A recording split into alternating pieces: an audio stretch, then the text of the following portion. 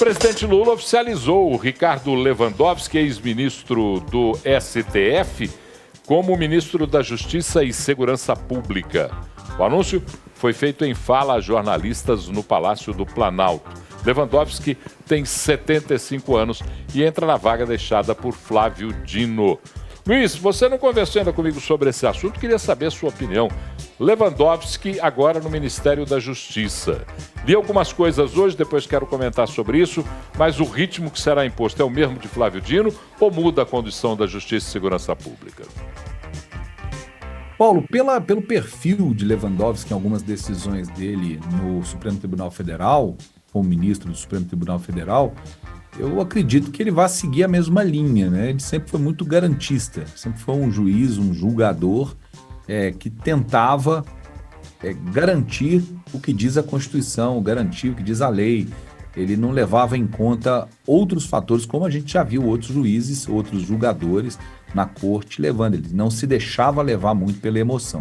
Agora, Lewandowski tem uma característica que quem estuda um pouquinho, quem estudou um pouquinho a história do ministro, vai saber que não é surpreendente que ele seja hoje o ministro da Justiça.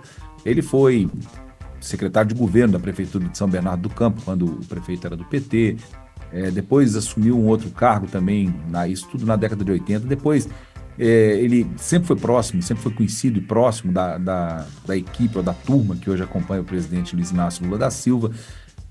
Ele absolveu o Zé Genuíno e Zé Dirceu no processo do Mensalão, ele foi o responsável por várias ações revisionais do processo do Mensalão, ou seja, ele sempre esteve muito próximo do PT. Aí eu vi hoje algumas pessoas falando assim, mas ele também presidiu a corte, presidiu o julgamento que terminou com a cassação da presidente Dilma Rousseff, então, em 2006. Gente, era uma função constitucional, ele era presidente do Supremo Tribunal Federal na época, ele tinha que fazer, querendo ou não querendo, e ele não teve influência nenhuma no resultado da cassação.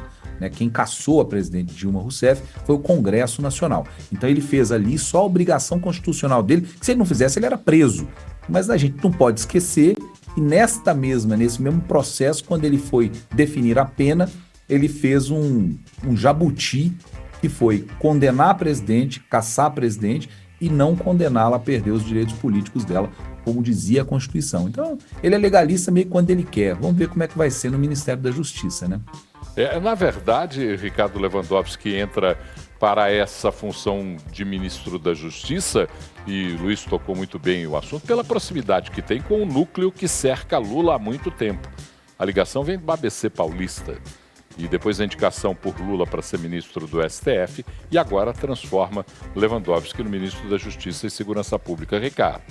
Na verdade, Paulo, ele também era muito próximo da dona Marisa Letícia, né, a esposa morta do presidente Lula. As famílias eram amigas. Muito amigas.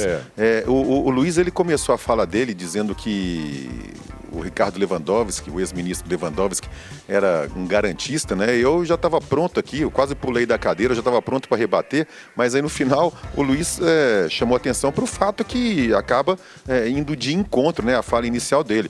Porque o Ricardo Lewandowski, ao lado do Renan Calheiros, eles fizeram um picadinho da Constituição, né, Luiz? A Constituição era bem clara ao dizer à época que quando a presidente foi cassada, ela deveria perder também os direitos políticos. Eles fizeram uma ginástica danada e mantiveram os direitos políticos dela, que permitiu que ela concorresse ao Senado aqui em Minas e tenha levado uma lavada. Ela não foi impedida pelo Supremo, pelo Supremo, né, porque ele ratificou a decisão do Senado, ela não foi impedida de não concorrer, mas foi impedida pelos mineiros de se tornar senadora. Agora, com relação ao perfil dele, Paulo, é importante a gente destacar que pelo menos a gente vai ter um pouco mais de, vamos chamar assim, de tranquilidade no Ministério da Justiça, porque eu costumo dizer que o Flávio Dino é um pavão, né? Todo dia ele ficava buscando holofotes, vinha com uma declaração polêmica, inventava alguma treta, ele ficava alimentando essa rixa, essa briga de torcida, essa polarização entre bolsonaristas. No lugar dele então, né, o Keto? Na verdade é o seguinte, o Dino tá saindo de um picadeiro para indo para outro picadeiro, né? Que o Lewandowski, no caso, ele é um cara mais reservado, ele é um pouco avesso a esse tipo de coisa. Então eu imagino que agora o perfil, né, ele como ministro da Justiça vai ser um pouco mais comedido. Já o Dino, como bem lembrou o Luiz, lá no STF, vai poder, com perdão da palavra, tá, ministro? Vai poder soltar a franga de vez e ir pra galera. Pavão, você sabe como é que pavão se mostra, né? Eu não preciso falar para ninguém como é que o pavão faz para se mostrar. Então, vamos para lá, vamos seguir em frente, não vamos discutir sobre isso Paulo, agora. só uma coisa aqui interessante, Fala, ainda só rapidamente sobre o Lewandowski, pelo menos, né, assim, ele é um ocupante, foi um ocupante do Supremo Tribunal Federal por 17 anos, indicado por Lula, inclusive, no segundo mandato de Lula, que já tinha sido juiz, já tinha sido desembargador, né, já tinha julgado antes, porque tem alguns que foram indicados depois, por outros presidentes, inclusive por Lula, que jamais foram juízes, né? Jamais julgaram nada, eram advogados no máximo e que viraram ministros do Supremo para julgar ações constitucionais. Mas pelo menos era um que já tinha sido juiz. Eu acho que era um mínimo de exigência quando você fala em notório saber jurídico para você colocar um cara que vai julgar ações relacionadas à Constituição do país. Ô Luiz, eu vou descartar o seu sujeito oculto, né, e vou colocar o nome. Ele está se referindo ao ministro Dias Toffoli, que conseguiu ser reprovado 2 vezes em concurso para juiz. Mas a questão... Ele não. O Cristiano também. Zanin também nunca foi juiz, André Mendonça nunca foi, Cássio Nunes nunca foi. Carmen Lúcia nunca foi. Carmen Lúcia nunca foi. Essa é a realidade. Alexandre de Moraes nunca foi. É só para a gente estar atento a essa realidade. Mas eu hoje estava conversando em Brasília, só para completar essa informação. Uma informação que eu obtive em Brasília é que os círculos mais críticos das ações do governo não veem com bons olhos os assessores que Lewandowski vai carregar, pelo menos demonstrou que quer carregar, para dentro do Ministério da Justiça e da Segurança Pública. O temor é que entre um grupo ligado ao Partido dos Trabalhadores que tem uma visão de segurança pública ideologizada e que tem aversão à polícia, que querem combater esse tipo de ação. E então eles têm muito medo de que esse grupo se aproxime e se aproprie do Ministério da Justiça. Eu sei que você não gosta, mas eu não vou resistir a imitar. Você tá falando do meu companheiro? Dos seus companheiros que... Mas é verdade, e é um temor muito grande, porque um núcleo que é próximo do presidente Lula... Mas essa é a ideia, né? Exatamente, eles têm aversão à polícia, eles têm aversão a políticas de segurança pública, e isso... O atual secretário-geral, né, o Ricardo Capelli, é o secretário-geral, é o secretário executivo do Ministério da Justiça.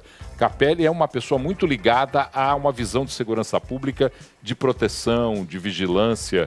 E esse grupo ligado ao Partido dos Trabalhadores tem horror à polícia, não gosta e não quer ações que sejam intervencionistas para garantir a segurança, e isso preocupa muito quem está observando os movimentos no Ministério da Justiça. E, aliás, o Capelli, durante o dia, fez noticiar, né, que, caso ele fosse substituído, ele não iria aceitar ficar subordinado ao Lewandowski, que pediria demissão. Agora à noite, eu acho que já refez e resolveu que vai ficar. Ele disse que fica, pelo menos no período de transição, não garantiu permanência, mas disse que no período de transição, Ricardo Capelli fica. Para quem quer saber um pouco mais de quem é Ricardo Capelli, que é envolvido nisso, foi aquele que foi o interventor do Distrito Federal depois dos atos do 8 de janeiro, dos atos de vandalismo do 8 de janeiro.